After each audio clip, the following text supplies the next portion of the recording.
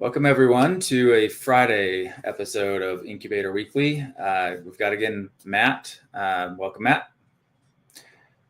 We are working on the fifth part of our decoding platform JavaScript, Rust to JavaScript series, where this is the most important work that I think that we have right now. So that's why we've got a lot of updates on it.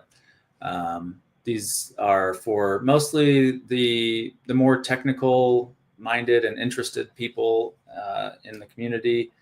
I understand that these are not the most exciting things for somebody that's, just casually non-technically observing here. But they're good for me, if nothing else, and for Matt as well, because, preparing to present something is always good preparatory work and motivational work to get things to a point where you can understand things enough to explain them and demonstrate them. So yeah, I think we'll go. One other thing that I wanted to say before we go into the demo today is you've been spending quite a bit of time learning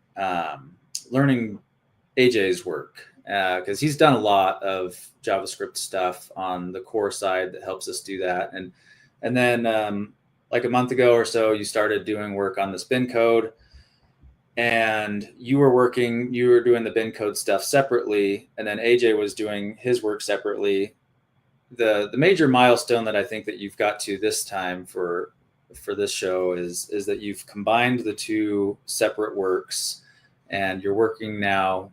You and AJ are working now both with the same repository, and both working with the same bin code data that you've been working on. It was kind of handcrafted for the first part, but now you've got it to where it's fully automated code generation from the Rust code, and then we're using AJ's libraries to do the core stuff as well. So that's good. I'd like you to let's go into your screen share now, and okay. I think I wanted to start first with just the code base that where you've got the GitHub page. Right now, I'm seeing code instead of the diffs and whatnot. So I wanted you to just give a brief overview of what you've done and worked on since, I think it was like 8 or 9 days ago since we last had an update on the show here. So yeah, what have you worked on since then? And feel free to, we're probably going to shoot for about a half hour today. So spend as much or as little time on this to leave room for the demo, but. Sure. So, earlier on, so I do want to mention that I think a lot of what we're going to be demoing today is a lot of AJ's work. He's been doing a lot of work on getting the first step of creating identities created, because that still involves putting an asset lock on the core platform, which is something he's still more familiar with than I am. I mean, I think he's still familiar with everything more than I am at this point, but one of the things that AJ found was that when you're creating an asset lock, you throw this asset lock transaction onto the core platform, and then you wait and you find a proof that has been completed. There are two ways that happens. You can get an instant lock, which is the most common case.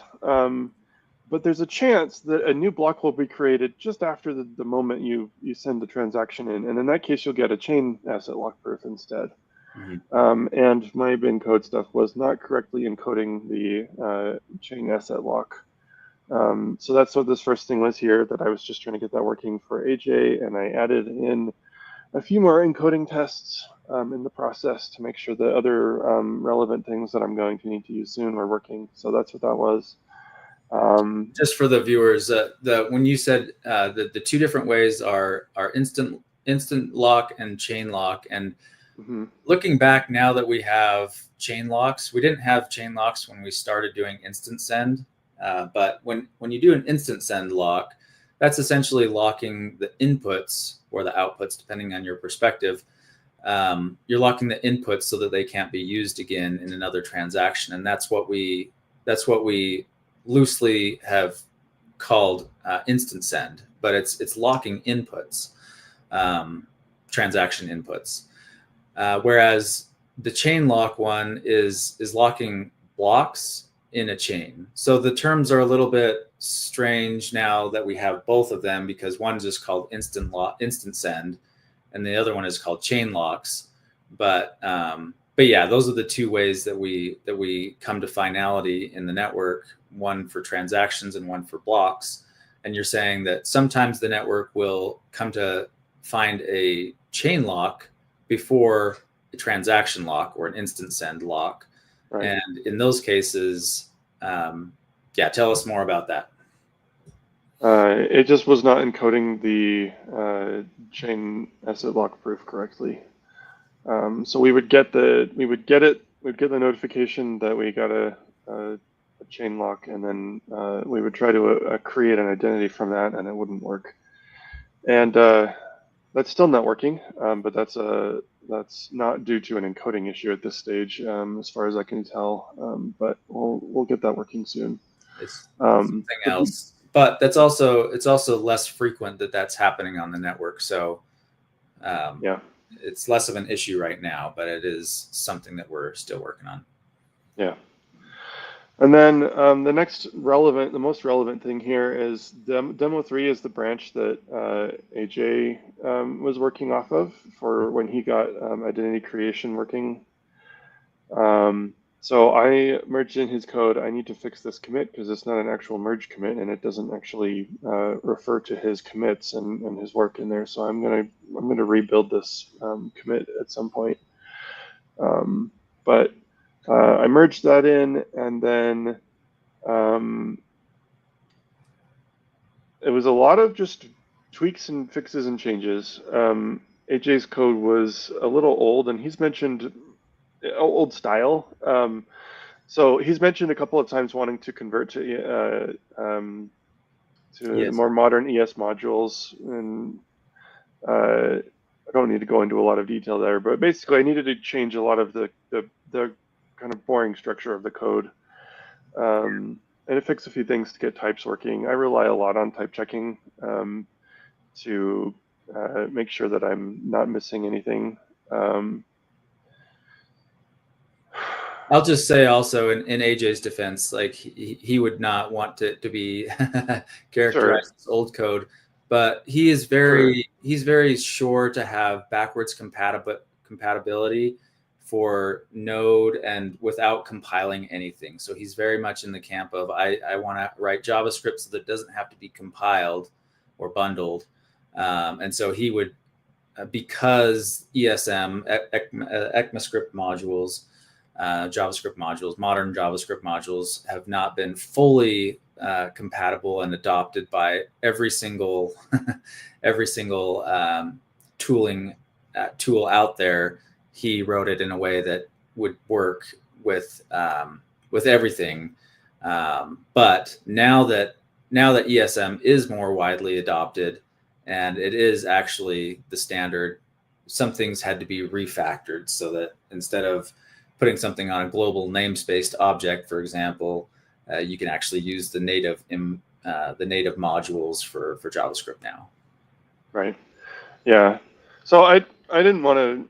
I maybe misrepresented that a little bit. One of the things I also wanted to mention is that the code that I've been working with in this particular demo from AJ has been very stream of consciousness, like just get it working kind of code, which is totally normal. I read exactly the same kind of code when I'm trying to get started on things. Mm-hmm. AJ just hasn't had the time to come and clean it up and make it like more universally usable in like an actual SDK form. It's just more of a, let's just get this working and then we can reorganize it later. So that's what I've been doing, is just organizing a lot of his code into more useful modules so that I could actually reuse the code in some other areas. Yeah. Okay. Yeah, did you want to say anything more about the other commits that you've done, or should we jump into the demo? I should probably move into the demo at this point. Okay. I don't think I have anything else more to say.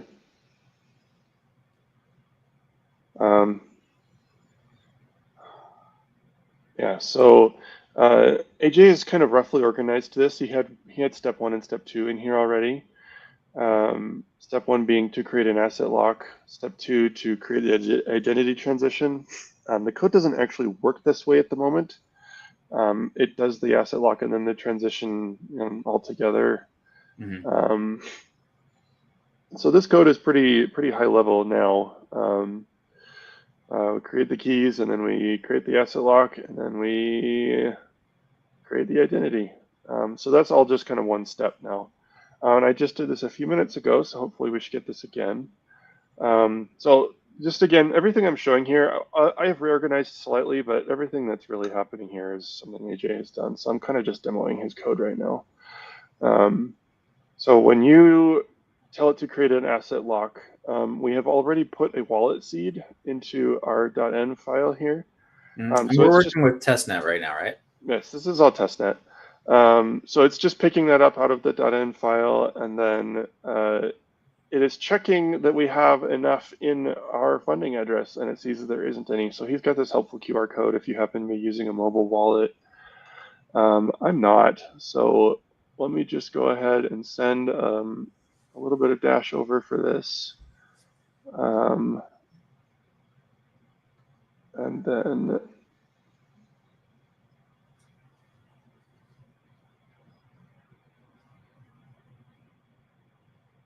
okay, and now we should just be able to run it again. And this time we'll see that it just created and signed the transition and sent it out. Now it's waiting for Wait a minute. either Created and signed a transaction, I think you meant transaction. Yes, sorry, I said the wrong thing. Yep, that's the layer 1 core blockchain transaction. Yep, it created the transaction. Yep, okay, so here is the chain lock proof failure. So this is where it still is not quite working correctly. So we'll go ahead and do this again. Now, if you try to run this again, it's going to complain that the funding key has already been used. So we're going to do this again. And I'll fund this real quick. And then we'll see if we get an instant lock this time. Mm-hmm. Created the transaction again. Yeah, it's not a good sign. Usually the instant lock happens really fast. For taking a long time, that means we're going to get a chain lock. So something might be a little screwy with what's happening here right now. But I do want to mention that just like half an hour ago, just before this started, I was able to do a successful transaction or a successful identity create, and we can see that here. Mm-hmm. Now, it does not currently automatically submit the state transition for creating the identity. So this is something that is still a manual step. That's one of the next things I'll be doing is to put in a RPC wrapper for connecting to the platform gRPC endpoints. Mm-hmm. But anyway, I grabbed this encoded state transition and I manually broadcasted that. And it created an identity for us. And we can see that came up here. As soon as I can convince this to make a new window for me. There we go. I don't know why sometimes it won't create a new window. So yeah, this is a brand new transition or identity that was just created about 40 minutes ago. Okay. Great.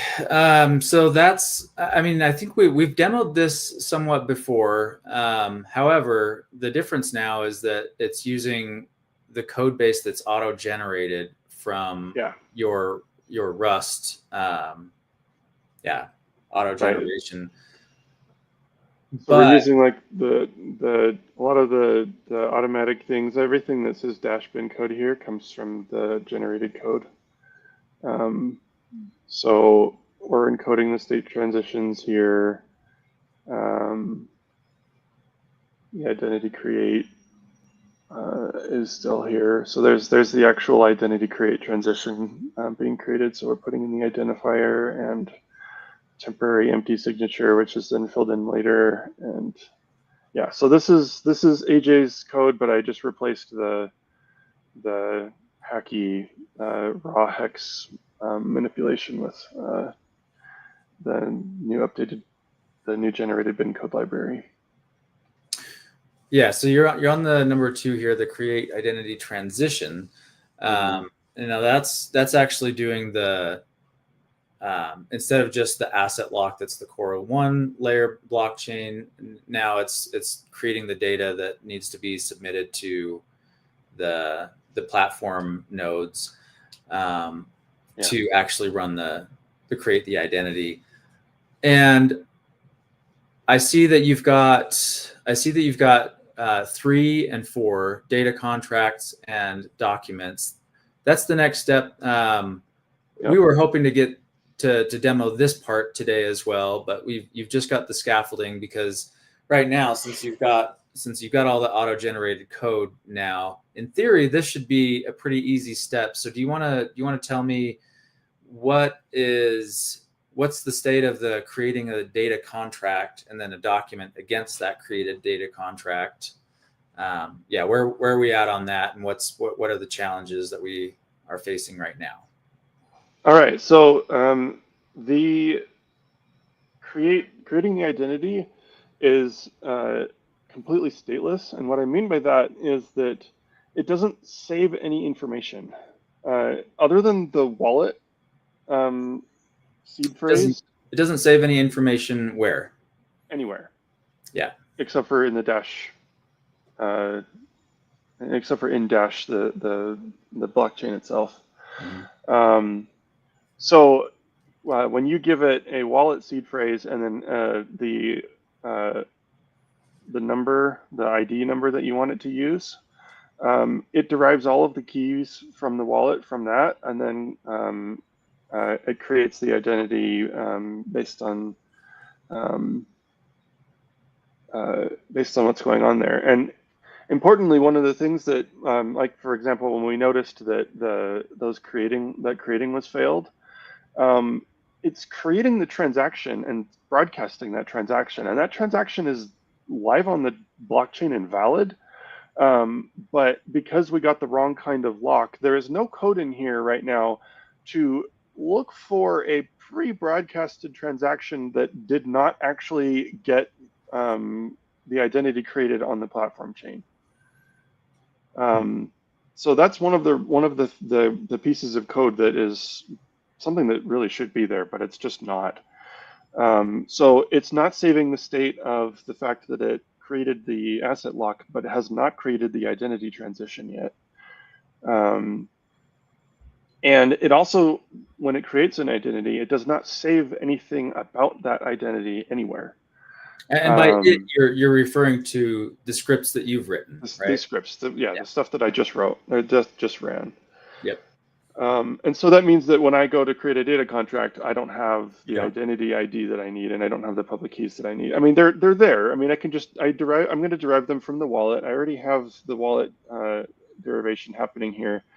But getting the actual identity ID comes from the hash of I believe it's the hash of the completed transaction or something. I'm not sure exactly where that comes from, but anyway. So we need to get the ID of the identity on the platform, which we can do by asking for it with the gRPC endpoints, just by giving it the public key hash.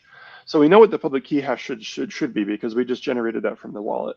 So I just need to grab that, send it to the network, ask for what the identity ID is, and then we create the data contract, the schemas. We make the transition. we sign the transition, and then at this point we would have the signed bytes of the transition, and we would just need to broadcast that transition. So it sounds like so it sounds pretty like straightforward. you're very close on this. It's more just a matter of state management in the scripts that you've written to bring the identity and the associated keys with that into this third data contract script, and maybe even make it one script at that point or something like that. Eventually, it's going to be an SDK, obviously. Right. But I did want to just getting it working. Okay, so it sounds like no major hangups here. I did want to go through those steps a little bit slower. We've got maybe 10 more minutes left.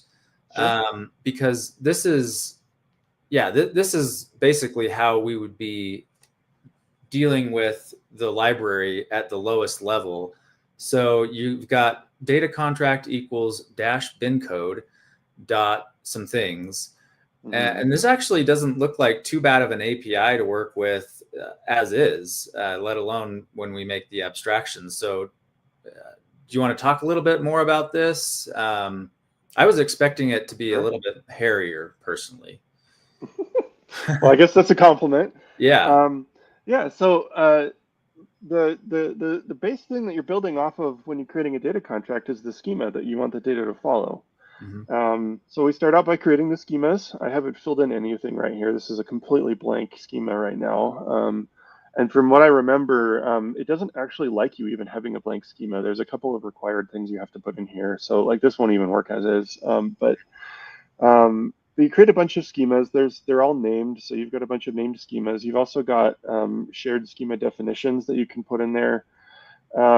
This is something that I imagine will just be some sort of there's going to be some sort of a file that you'll use to create a data contract, and that's just probably going to be checked in somewhere in Git repositories for whatever project you're using. You're just going to have here's the data contract that we're currently using.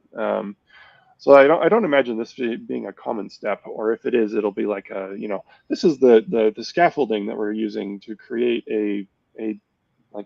we're stamping out templated versions of these data contracts with just a little bit of stuff changed, or I don't know what exactly will be used here, but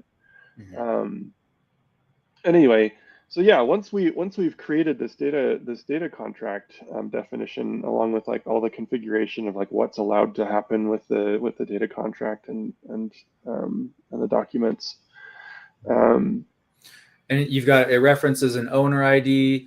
Document schemas. Now, how is the autocomplete? How are the TypeScript typings coming in these days? Like, are they complete? Is I guess what I'm asking. So if you put your cursor right behind that last comma, and then tried to get some hints about what other fields might be required, does it give you that? Oh yeah. It says we need owner ID. It's like very mad if I delete the owner ID. It says, yeah, you have to have the owner ID in here. If you put owner ID in here and you give it like, something wrong, it gets mad. It says, no, you have to use an identifier. So you do the identifier, and then to create the identifier, you have to give it this identifier bytes 32, which is kind of an implementation detail. And then inside here, fixed bytes 32 is a wrapper around uint 8 array that just ensures that it is 32 bytes, but you don't actually use that. So we'll just do the uint 8 array here, and then that's when it's happy with the types. This is something I want to mention. Something that I really personally hate this. The fact that this is an implementation detail is obnoxious, and I don't even like having identifier in there very much myself. So something I would like to be able to see is that like Rust has this new type idiom that they use in the platform SDK all the time, where they create a struct that only has one thing in it, and it's not even named. So like you can have a named struct which has curly braces and it has names before all the fields, or you can have a tuple struct which is parentheses and no names, and it's just a list of like types. Mm-hmm. And it's actually really common to just create a struct that all it has is one thing inside, and that's it. And this happens all over the place.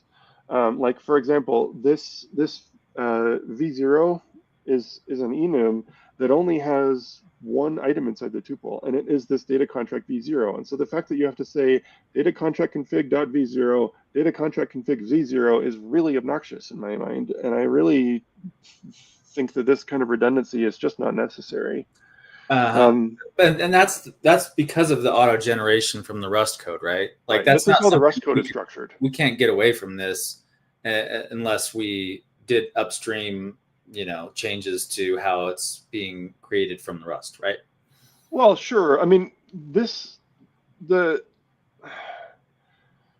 I just don't like having to write this in here because sure. There's only one thing it can be. There's no options for it. I see. So I just feel like why can't we just say this instead?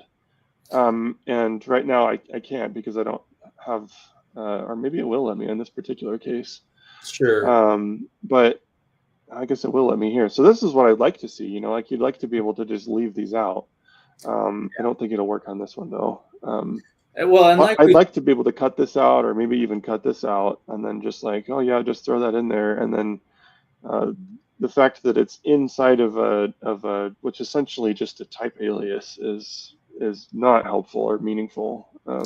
Yeah, understood. My point was just to looking into this deeper was to say that the types will help you along the way to figuring out what it's requiring at this point. Yes. And obviously we're going to create some abstractions over the top of this. So from the user or developer experience, it's not going to be this, but I'm just surprised that we've got it to the point where you could actually figure out how to, hammer this together and make it work just by the types alone. Oh yeah. Even at this point. Yeah, so, I mean, everything that you see here, I just kind of freehand wrote it out with the types guiding me. I didn't copy paste this from anywhere.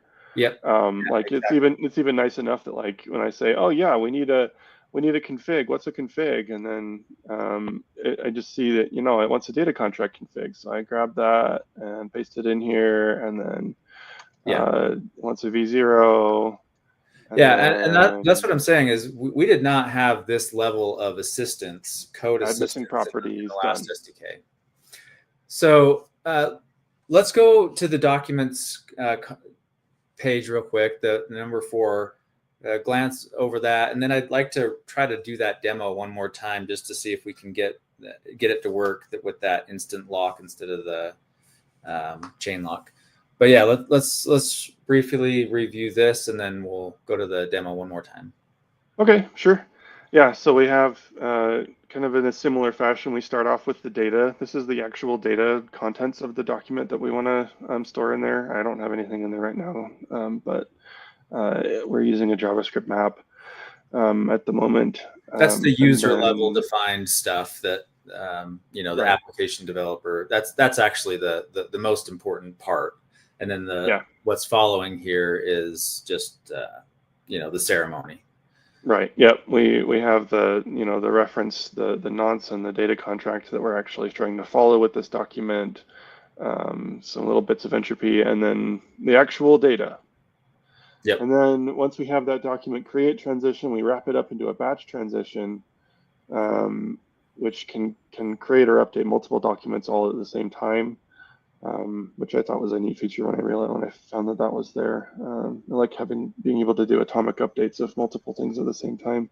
Mm-hmm. And then we create the trait state transition, and then we sign it, and done. When we broadcast, should be pretty straightforward after that.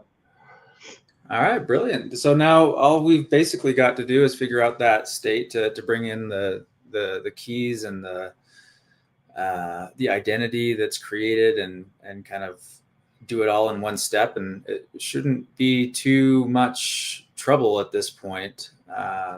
So yeah, I'm looking forward to seeing that in the coming few days or week or whatever. We'll have you on again, and we'll do another update. After we've done those 3 things, we're totally out of the woods in terms of like, okay, now we've figured out the 3 primitives: identities, contracts, and documents. Everything else is pretty much just a variant of that. So yeah, and then obviously putting it into an SDK, there's quite a bit of work there, and then using it and testing it in an actual application on the web. There's some work there as well. Mm-hmm. But let's go ahead and try to do that demo one more time. If it works, great. If it doesn't, we'll just wrap up anyway. All right. So I'll go to the next identity ID. Let me grab my wallet and we'll fill in a new.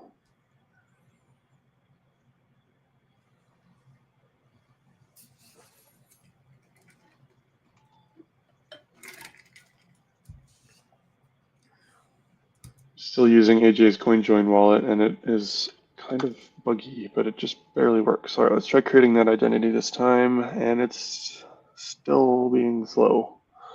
So that's a sign that we're still going to get a chain lock.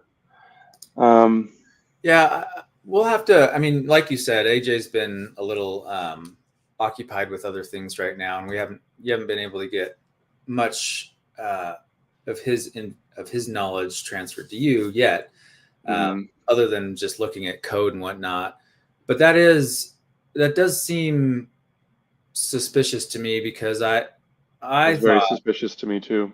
Yeah, my experience is that you almost always get an instant lock pretty quickly. Now, I don't know, maybe the chain locks are coming in quicker. That would be surprising to me. But just one other thing to debug. But it's not like there are 10 different ways to get your proof. There are only 2 ways, and we've got one of them down solid. So getting that other one shouldn't be too much work. Well, and like we're getting an encoding error, which is like we're trying to encode a number, and what's in there right now is an undefined. So there's just some stupid code somewhere that's not copying over the right values or something that I haven't found yet. But it's just not been the thing that I've been focusing on. So we haven't gotten that fixed yet. Yeah. Okay.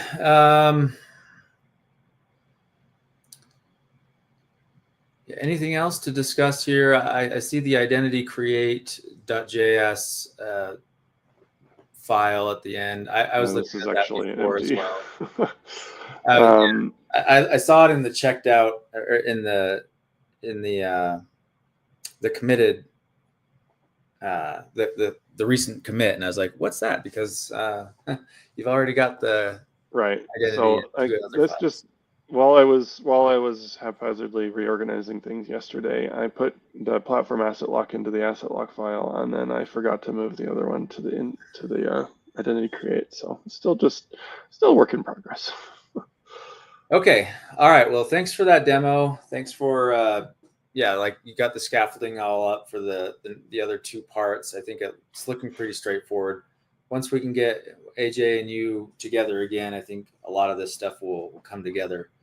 So I think next week I have scheduled to have Anthony Campolo come on to talk about Auto Show and what his plans are there. His proposal didn't pass last month, but it is a 6-month proposal. So we're both hopeful that at some point the funding will come through. And so we were going to have an update. Depending on what you and AJ can accomplish, we'll either have you on next week or we'll have Anthony on next week. But I'm not quite sure on that just yet. But stay tuned. But until then, we'll see everybody next time on Incubator Weekly. Thanks.